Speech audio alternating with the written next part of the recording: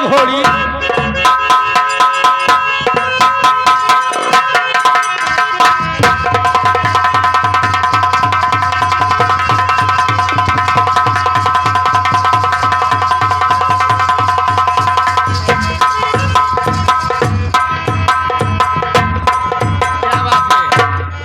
जमीन के नमस्ते। हम कहे जिया जागा अमर रहा बाए गोड़े के लंगड़ रहा भगवान लड़के दे भगवती माई उठाए ले जाए।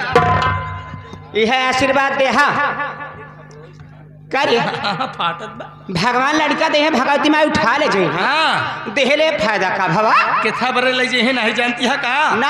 अरे पगली सेवा और पालन करे बरे ले जाई है। ओ हो से पाल के बड़ा करी है मम्मी हमका कहे पापा तो का पापा हमका न कहे पापा कहे लखन के नहीं और हमारा जारी खो देता है आज उसे।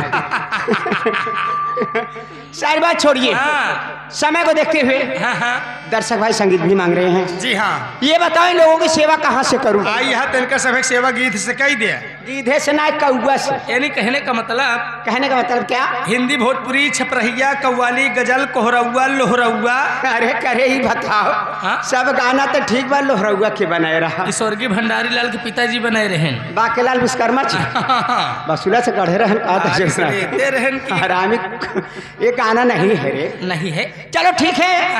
आइए सबसे पहले एक लाइन मेरी मर्जी से। क्या बात है? उसके बाद भैया लोग की फरमाइश जो कुछ मुझे याद रहेगा भाई वाह सुनाते हुए चंद मिनट का समय लेकर रुखसत हो जाऊंगी। क्या बात है? कहना क्या है? आइए मास्टर जी लगो।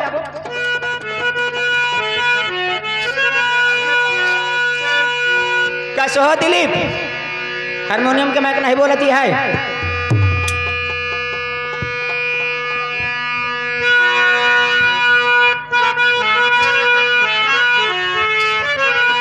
तौबा तौबा ये जवानी। ये राहुल ये मेरी जवानी देख रहे हो? ये मेरी जवानी जवानी क्या है? जैसे दिल्ली की राजधानी है। अरे इसमें कितने आशिक डूबे गए और अभी तक पता नहीं लगा पाए कि मेरे समंदर में कितना पानी है। देख लो भैया हरे देख लो दिल्ली की राजधानी ऐसे नीला नीला होत है। यही दिल्ली के राजधानी में का बा यही दिल्ली के राजधानी में इंडिया गेट बा और यही दिल्ली के राजधानी में लाल किला बा और यही दिल्ली के राजधानी में कुकुर बिलार बा। कुकुर बिलार ना लोमड़ी सिया कुतुब मीनार है। कुतुब मीनार है और यही दिल्ली के राजधानी में भूल भुलैया बा। बटबई की अगर हिले तो सब चीज भुलाने। ए मैडम हाँ बोलो। मैंने माना कि तेरी जवानी क्या जवानी है। मैंने माना कि तेरी जवानी क्या जवानी है। जैसे दिल्ली की राजधानी है। एक बार मौका देकर देखो मेरी जान थर्मामीटर डालकर दिखा दूंगा तेरे समुद्र में कितना पानी है। अरे राहुल आज मैं सबको बेनकाब कर दूंगी।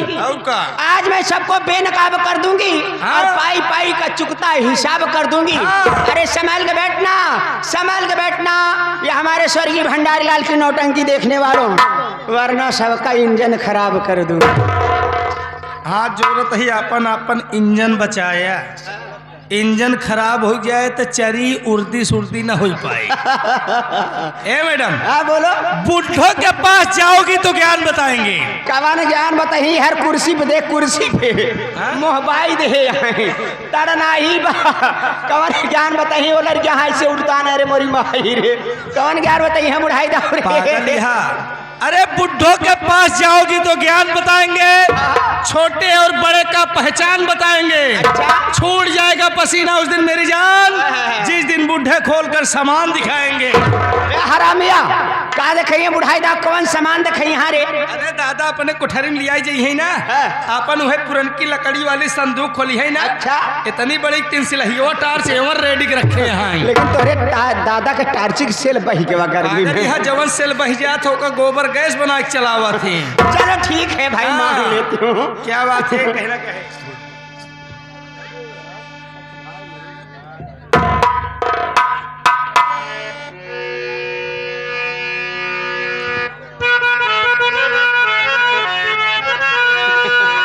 तौबा तौबा ये जवानी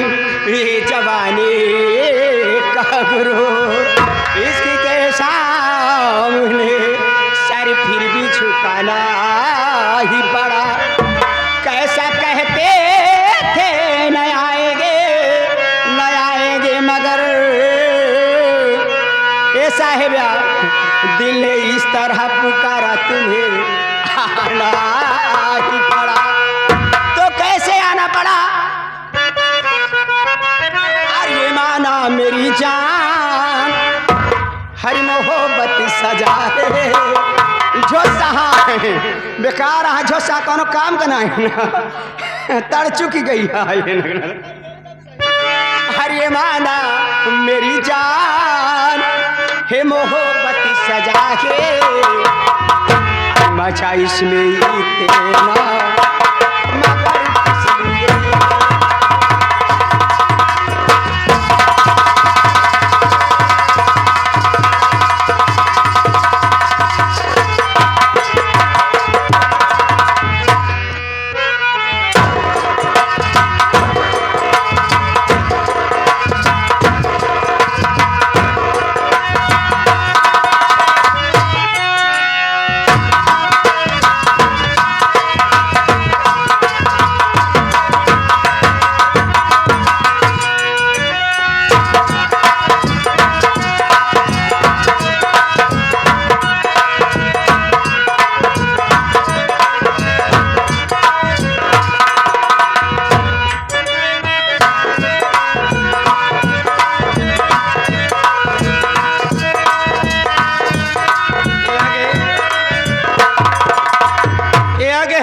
इसलिए।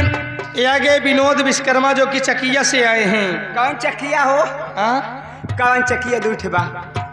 11 रुपये दे हैं इलाहाबाद वाली की। और ये आगे हमारे माननीय श्री परम आदरणीय महोदय साहब, ये आगे प्यारे लाल लहरी। कहाँ है विनोद विश्वकर्मा? का बिरादरी कैसन मन मारे बैठा रह जाऊ? 11 रुपये दे हैं कहन फरमाइश हुई, चाहे अपने माँ बाप का तो दिल न दुख। होगा होगा, ये हमारा जाऊ हो, अरे हमार करे जाऊ हो, अरे हमार बिलऊ हो। नजारे भी देखे, इशारे भी देखे, आई खूबसूरत सहारे भी देखे। हाँ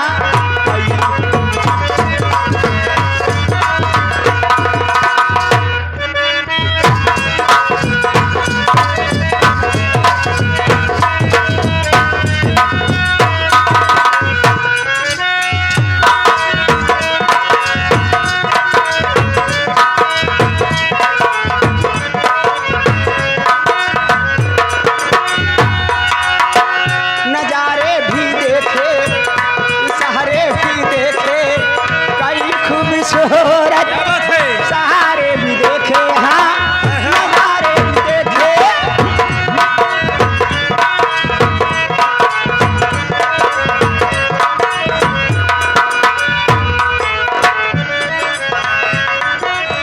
क्या बात है?